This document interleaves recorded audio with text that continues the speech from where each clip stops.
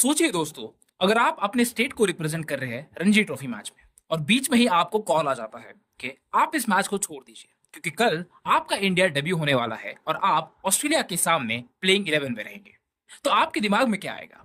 यही ना कि शायद कोई मुझे अप्रैल फूल बना रहा है। स्पेशली जब आपका जन्मदिन 1 अप्रैल को ही आता है तो आपको ऐसा लगना और भी ज्यादा पॉसिबल है, राइट? एग्जैक्टली यही हुआ था मुरली विजय के साथ 2008 में। दोस्तों, जब भी हम तेंदुलकर द्रविड़ लक्ष्मण एरा के बाद के टेस्ट ग्रेट्स की बात करते हैं तो हमारे सामने विराट कोहली, चेतेश्वर पुजारा, अजिंक्य रहाणे जैसे प्लेयर्स के नाम आते हैं। लेकिन इन सब नामों में कहीं ना कहीं मुरली विजय का नाम छुपा रहता है।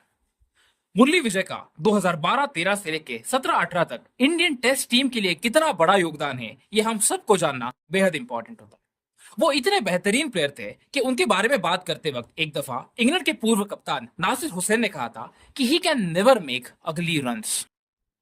तो अगर एक प्लेयर इतना अंडररेटेड है तो उनकी पूरी कहानी जानना हम सब के लिए बहुत इंपॉर्टेंट होगा। और आज उनके जन्मदिन के अवसर पर हम जानेंगे उनके बिजार डेब्यू, उनके टेस्ट क्रिकेट के योगदान और उनके पूरे क्रिकेटिंग जर्नी के बारे में।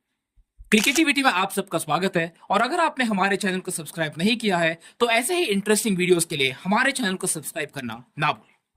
मुरली विजय की कहानी शुरू होती है आज से ठीक 42 इयर्स बैक 1 अप्रैल 1984 को, जब उनका जन्म चेन्नई में हुआ था। और 17 साल की उम्र में उन्होंने प्रोफेशनल क्रिकेट खेलना शुरू किया जब भरत अरुण ने उनको स्काउट किया था। कुछ ही सालों में उन्होंने पहले तमिलनाडु की अंडर 22 टीम और फिर तमिलनाडु की सीनियर रणजी टीम में अपनी जगह बनाई। डोमेस्टिक क्रिकेट में उनके कंसिस्टेंट परफॉर्मेंसेस की वजह से उनको साउथ जोन और फिर इंडिया ए टीम में सिलेक्ट किया गया। उनकी बेहतरीन टेक्निक और टेम्परामेंट की वजह से उन्होंने कई सारे मैचेस में बहुत रन्स बनाए। ऐसा ही एक मैच हुआ था 3 नवंबर से 6 नवंबर 2008 के बीच, जब तमिलनाडु और महाराष्ट्र के बीच में रणजी मैच खेला जा रहा था। उस मैच में तमिलनाडु के लिए ओपन करने वाले अभिनव मुकुंद और मुरली विजय ने 462 रन्स की एक बेहतरीन पार्टनरशिप स्टिच की थी, जिसमें से मुरली विजय ने 243 की एक लाजवाब पारी खेली थी और अभिनव मुकुंद 300 रन्स पे नॉट आउट रहे थे। एक तरफ जहां रणजी मैचेस खेले जा रहे थे, वही दूसरी तरफ 6 नवंबर से लेकर 10 नवंबर तक इंडिया और ऑस्ट्रेलिया के बीच में नागपुर में एक टेस्ट खेली जाने वाली थी। उस मैच से बस एक दिन पहले ये पता चला कि गौतम गंभीर किसी कारणवश वो मैच नहीं खेल पाएंगे। अब इंडियन टीम को एक ओपनर की जरूरत थी जो अच्छा परफॉर्म कर सके। दोस्तों, ये वही दौर था जब इंडियन टीम की सिलेक्शन जेन्युइनली रणजी ट्रॉफी के बेसिस पे ही की जाती थी, जिसकी बदौलत सिलेक्टर्स की निगाहें यंग टैलेंट्स और उनके परफॉर्मेंसेस पे हमेशा होती थी। और सिलेक्टर्स ने मुरली विजय को बैट करते हुए देखा था, इसीलिए जब गौतम गंभीर के रिप्लेसमेंट की बात आई तो सिलेक्टर्स के दिमाग में पहला नाम आया मुरली विजय। तमिलनाडु के मैनेजर को भी बताया गया कि मुरली विजय अगले दिन हमें नागपुर में चाहिए क्योंकि ऑस्ट्रेलिया के सामने कल वो अपना डेब्यू करेंगे। मुरली विजय को जब ये बात पता चली तो शुरुआत में उन्हें लगा कि कोई उनके साथ प्रैंक कर रहे हैं, लेकिन जब उन्हें पता चला कि ये असली में हो रहा है तो इससे पहले वो कुछ समझ पाते वो नागपुर के लिए रवाना हो चुके थे। और 6 नवंबर 2008 को नागपुर में ऑस्ट्रेलिया के सामने मुरली विजय ने अपना इंडिया डेब्यू किया। 6 नवंबर 2008 एक ऐसा दिन था जब तमिलनाडु के रणजी स्क्वाड में भी उनका नाम था और इंडियन टीम के स्क्वाड में भी उनका नाम था।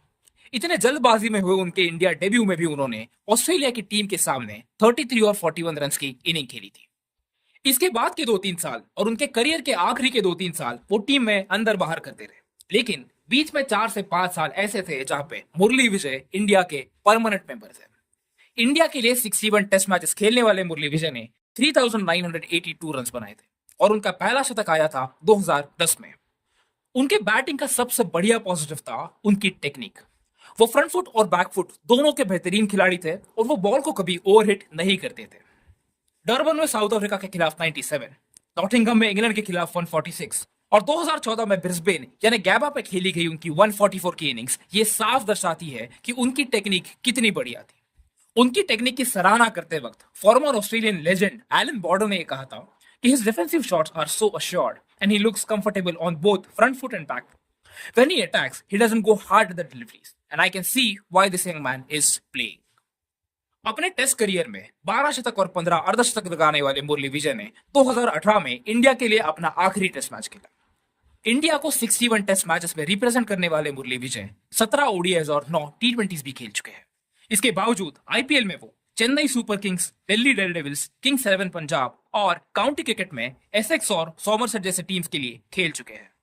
लगभग 10 साल इंडियन क्रिकेट टीम में और 15 साल डोमेस्टिक क्रिकेट में खेलने वाले मुरली विजय ने 2023 में सब क्रिकेट के फॉर्मेट से अपनी रिटायरमेंट ले ली। उनके अधिकतर करियर में उनको जो क्रेडिट इंडियन टीम के सक्सेस के लिए मिलना चाहिए वो कभी मिला ही नहीं। लेकिन इससे सच बिल्कुल भी नहीं छुपता कि राहुल द्रविड़ के बाद और चेतेश्वर पुजारा से पहले मुरली विजय इंडिया के मिस्टर डिपेंडेबल थे। वो किस लेवल के प्लेयर थे इसका अंदाजा हमें इस बात से आता है कि former England captain Nasir Hussain ने मुरली विजय के बारे में ये कहा था कि he can never ever make अगली रन्स। हम सब जानते हैं कि मुरली विजय का नाम जब आता है तो ज्यादातर बातें उनकी निजी जिंदगी के बारे में होती है, लेकिन उनकी पर्सनल जिंदगी में कुछ भी हुआ हो हमें उन्हें इस बात के लिए क्रेडिट जरूर देना चाहिए कि वो एक बेहद सक्सेसफुल प्रोफेशनल क्रिकेटर थे। आज उनके जन्मदिन के अवसर पर हम उनके इंडियन टीम के कंट्रीब्यूशन के लिए क्रिकेटिविटी की तरफ से धन्यवाद देते हैं और साथ में हम दुआ करेंगे कि उन्हीं के जैसे टेक्निकली सुपीरियर बैटर्स वो आगे जाते वक्त इंडियन टीम के लिए ग्रूम करेंगे। तो दोस्तों, ये थी कहानी मुरली विजय की। क्या आपको उनकी कहानी के बारे में पता था या आपको इस वीडियो से कुछ नया सीखने को मिला?